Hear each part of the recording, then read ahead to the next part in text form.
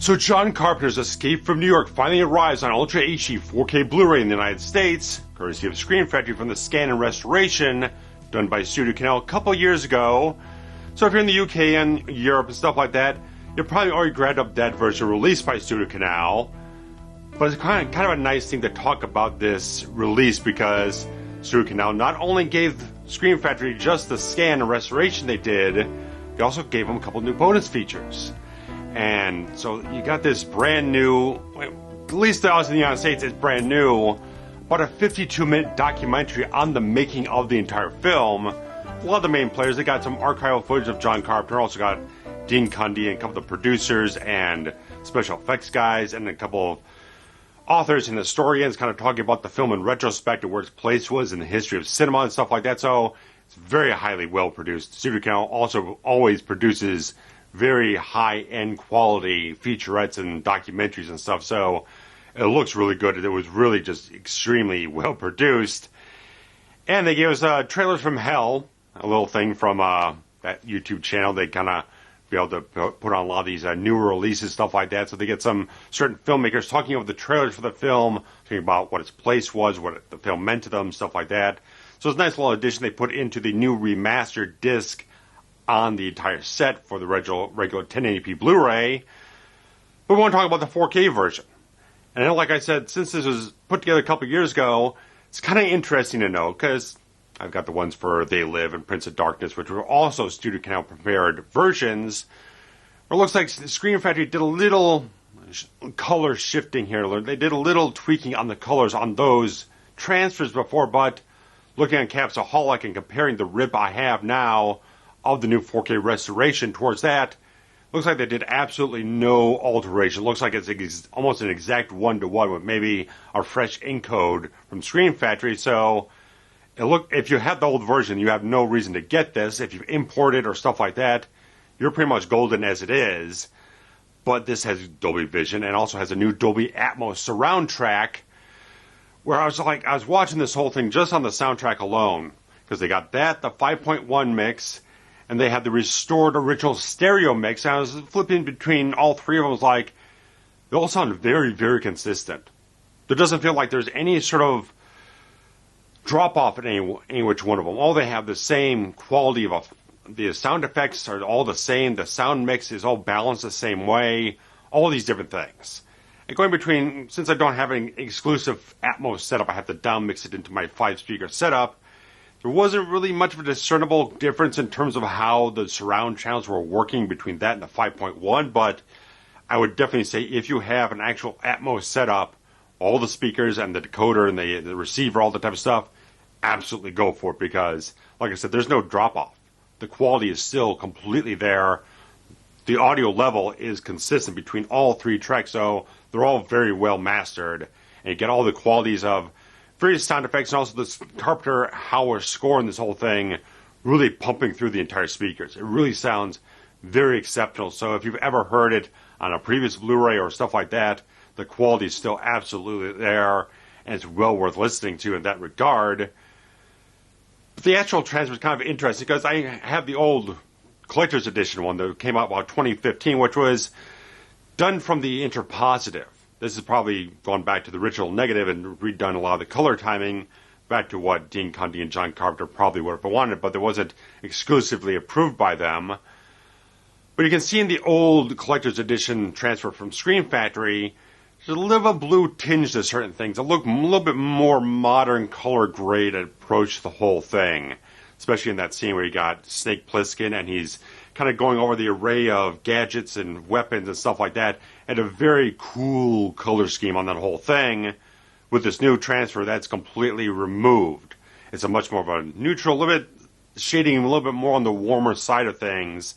And I could see in some places where, like, in the old transfer, a lot of the skin tones are a little bit warmer, a little bit more, maybe not completely reddish, but they have a little bit more saturation to them in a certain way. Well, it didn't look bad at all, but on this one it's a little bit more toned down. It's a little bit more muted to certain degrees in some places here. So it's kind of an interesting type of thing, but I like the fact that they went back, they kind of neutraled out the colors in that regard. They didn't have those blue casts and stuff like that, which I think were only on the Screen Factory release. If you look back at previous other releases, it was not following that same color scheme in a certain way, that same grading approach to the whole thing. So, even though the inner positive is struck from the original negative after the color grade is actually, photochemical color grade is actually applied to the whole thing, going back to the original negative, redoing things from scratch, you've got a lot more of an even sensibility of how to present the film overall, and just have a clean slate to make sure you don't have any, you're not encumbered by any kind of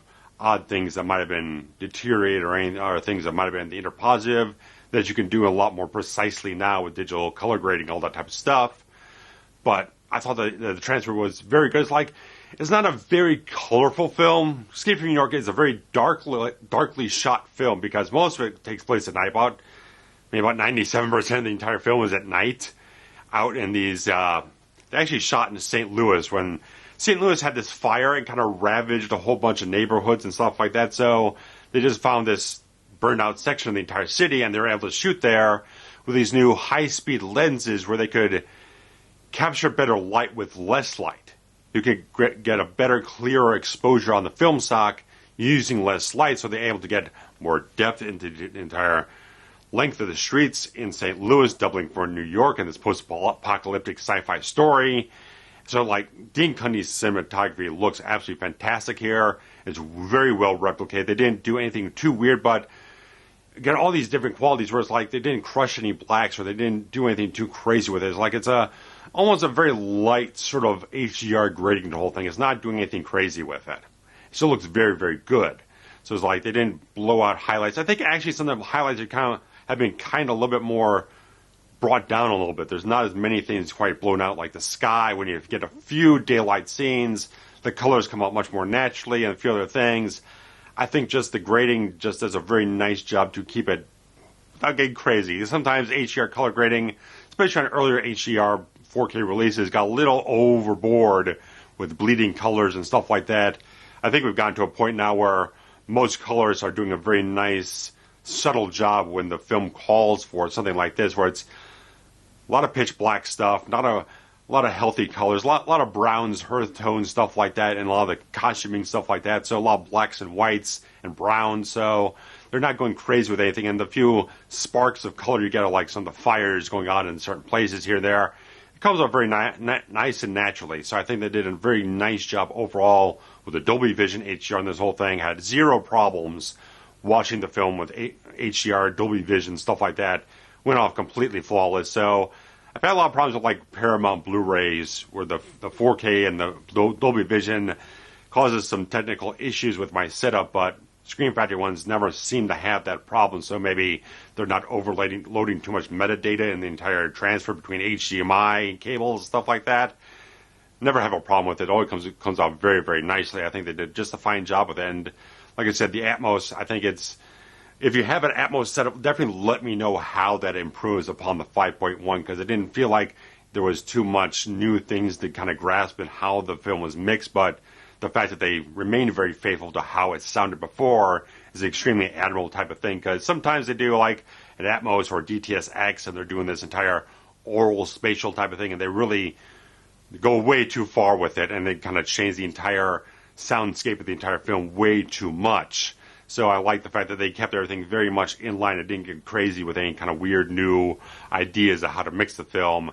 It's one of those things, it's one of these kind of perfect sort of late Friday, Saturday night, midnight movies. You would have loved to see this thing in a nice 35 millimeter or something like that, revival or something like that, like midnight and stuff like that. It has that perfect vibe. And it's the whole thing with the Avco Embassy line of films they're putting out. Like I said, with The Howling before, there weren't big budgets. They were making sure that every single dollar stretched as far as it could to make the absolute value out of everything. So this film is it didn't cost a hell of a lot like a regular blockbuster would, but it looks like it. It looks like a A-list type of film with that type of quality to it. It feels as big as anything else going off there with all the set pieces and the fantastic special effects. The special effects, I'm so floored by this stuff. The model work of when the glider is flying into New York, that's an entire model of the city. And in 4K, it still looks absolutely amazing to me. Completely flawless effect. all this stuff just, James Cameron was involved with a lot of the matte paintings, a lot of the optical photography in this whole thing, and all the people he worked with, just like, it's just amazing. After 40 years, holding up in 4K, it looks phenomenal. All the effects, there's maybe one, like when the glider gets pushed off the Trade Center building and it kind of falls off. The effect was always kind of little, it doesn't quite look quite so strong on the physics and how it would float down there and stuff like that, but just the model work, the matte paintings, everything looks absolutely gorgeous on this whole thing. There's not been a flaw to find in any version of presenting this film. It just looks absolutely fantastic. Of course, the Carpenter score is absolutely phenomenal. All these different things. So it's like Escape from New York is a really damn fun film. It's a really fun film. And of course, Snake Plissken is just an iconic character, just completely shifted Kurt Russell's entire career from his child acting into the much more adult type of stuff he wanted to do. That just kind of moved his career forward to new opportunities, new things he could do, showing a completely different complexion of what he was capable of. So everything did so well. The film was a big hit, did a lot of good things, and it's kind of the last really successful financial success for Carpenter for a couple of years, because even though we love all those films that came after this, but The Thing and like Christine and Starman didn't do hot business at the box office. I think it wasn't until maybe like They Live and Prince of Darkness where he started getting a little bit higher on the thing, started clearing that sort of break-even point on certain things. Even Big Trouble in Little China did not perform as well. So it's like you had a long string of films that didn't quite either get marketed right or didn't quite catch the right audience at a certain time. This was a good one that kind of staked its claim after he did The Fog and Halloween, all these different types of things. So it's like really good stuff. I think this new edition from Screen Factory, which is a 3-disc set. You got the standard slipcover with the classic artwork from the poster. So you got the 4K Ultra HD disc. You've got the same basic transfer, the same restoration done on the 1080p disc, along with the new with the Studio Canal documentary and the Trailers from Hell. And then the 3rd disc is just all the other bonus features you had on the previous collector's edition release.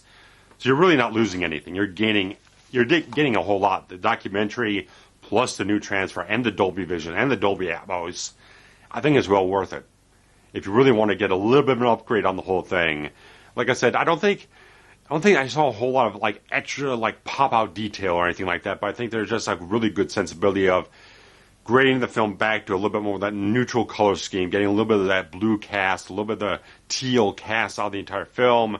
Again, a little bit more aligned back where I think the film probably was supposed to look like back in '81. So guys, I really think it's well worth it. It's a really good disc, and if you love Escape from New York and you want to pair something up with the Escape from LA 4K or the old collector's edition that Screen Factory put out just a few years ago, definite upgrade. Definite, just perfect upgrade to the whole thing, because the old collector's edition is out of print, I believe. No reason they would still print it now that they have this. And they had the Steelbook for a little while, which was the limited edition. So if you're a collector, one, you're going to get this no matter what. But two, if you don't already have Escape from New York on a 4K or HD type of thing, abso-freaking-lutely. Just grab this, or if you live abroad, grab the one from Studio Canal. They're both solid transfers. I didn't find any encoding issues or anything like that. It played very, very well. So, guys, let me know if you grabbed this up already. Let me know what you thought about it and how it compares to other releases the film has had before. So, guys, thanks much. Take care. Bye-bye.